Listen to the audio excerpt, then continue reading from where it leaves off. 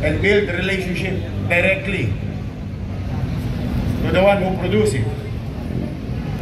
Lalong-lalo na ang pangunahing pagkain ng bawat Pilipino.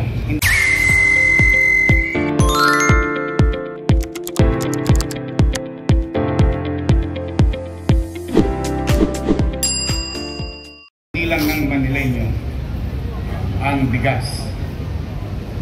At as you heard, former Secretary Piñol, totoo po yun.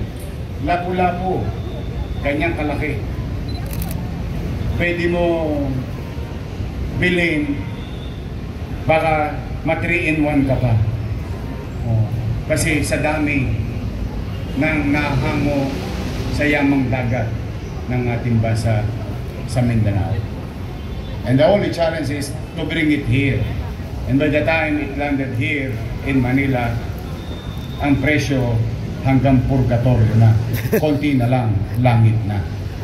And these are the things, this type of activities in kilometer zero.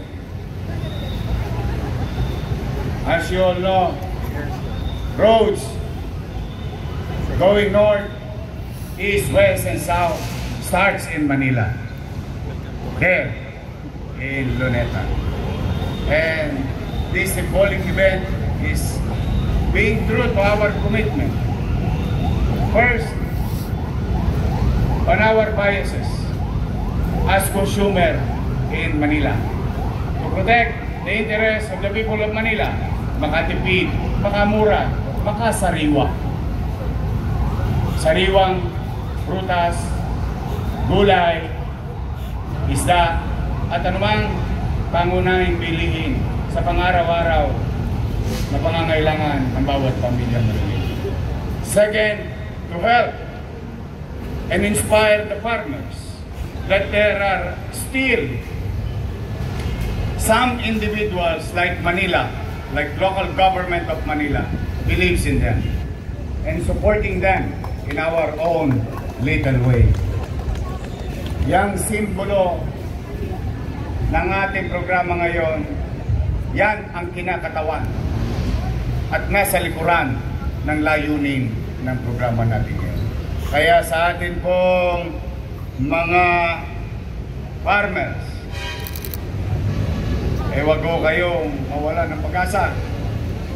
Kailangan po namin kayo. Baka pag nagkataon, puro noodles na lang ang kakainin namin.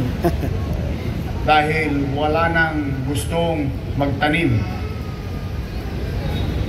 Dahil ang mas mabisa na lang ay ang katim. And I think that is not sustainable.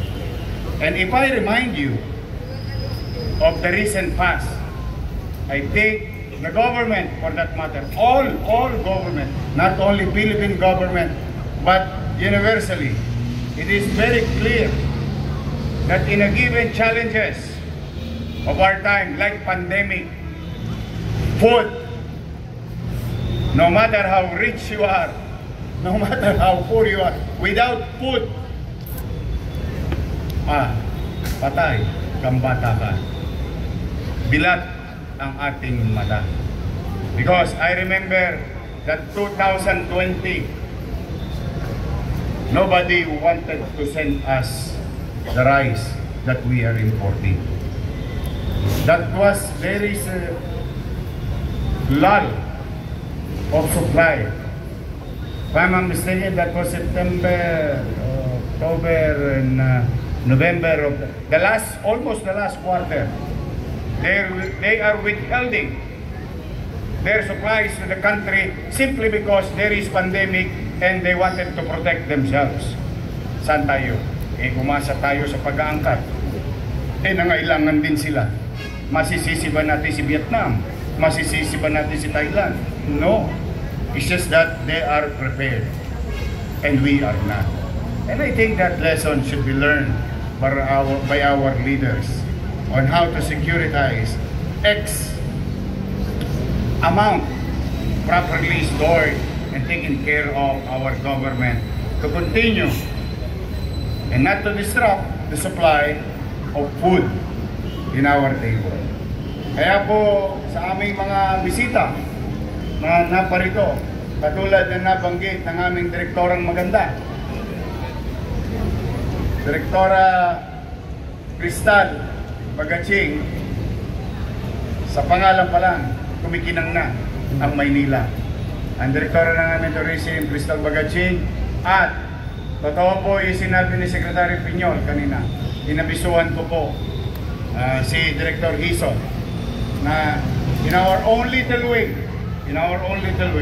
more than the symbol, more than the opportunity for them to meet possible clients directly in Manila, lessening the go-in-between or between A and B, so that they'll have a better and constant buyer, and the buyer, which we are as consumer, will have a better price and more savings for our kids and our family to address additional daily needs in our life.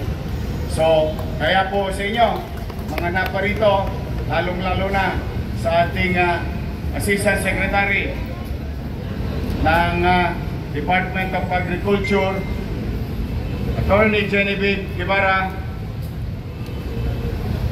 sa mga bisita namin Mindanao, Central Luzon, Southern Luzon, kayo magalala, tuloy sa Divisoria. Walang patlang. Nag-aalala kasi sila doon sa what you call the no parking. Pag nag-no parking ang rekto, wala na kayong makakain. Kung meron man tayo makakain, malamang ang presyo hanggang purgatorio na. Lalong mahirapan ng tao. So rest assured, now those who are watching from Bukidnon, from Cotabato, from Iloilo, Cebuano, Masbate, Mindoro, Palawan, Bicol, Laguna, Quezon, Batangas, and those who are in Northern Luzon and Central Luzon, welcome po kayo lagi sa Maynila. We're very happy to share it to you. One of our local government units in the country who shown their talent and skills from Liliw, Laguna. Ako, tuwa-tuwa yung mga nanay dito. Nakadali ng mga magagandang sapatos. And I'm happy for them. Ang benta nila, umabot din ng purgatorio. Mura, maganda, matibay, gawang Pilipino, gawang probinsya, ibinenta sa Maynila. Kumita sila ng maayos at marami pa silang nakilalang posibleng customer. Now, I believe on what we did the last time to our people in Mindanao. Ito na ang pagkakataon. Sana in our own little way, as the capital of the country and the way it was before, the window of opportunity for every Filipino come to Manila at sila'y mabigyan ng pagkakataon na makapaghanap buhay. Eh dito na po sa mga kababayan natin sa Lungsod, 5 araw to, magsawa kayo sa durian dito. O Chi, paborito mo yung durian, di ba?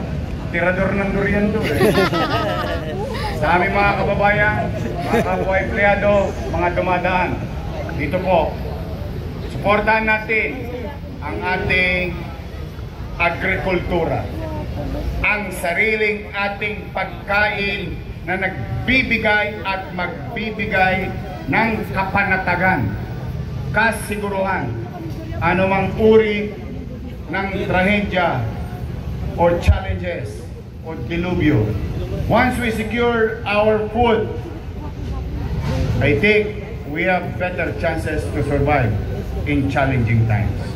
So muli, sa mga traders, farmers, damihan nyo pa. Huwag kayo magsawa dahil hindi kami magsasawang tatanggapin namin kayo sa lungsod ng Maynila. Mag-iingat kayo, pagpalain nawa kayo ng buong may gawa. Maraming salamat sa oportunidad na ito. Manila! God first. Thank you.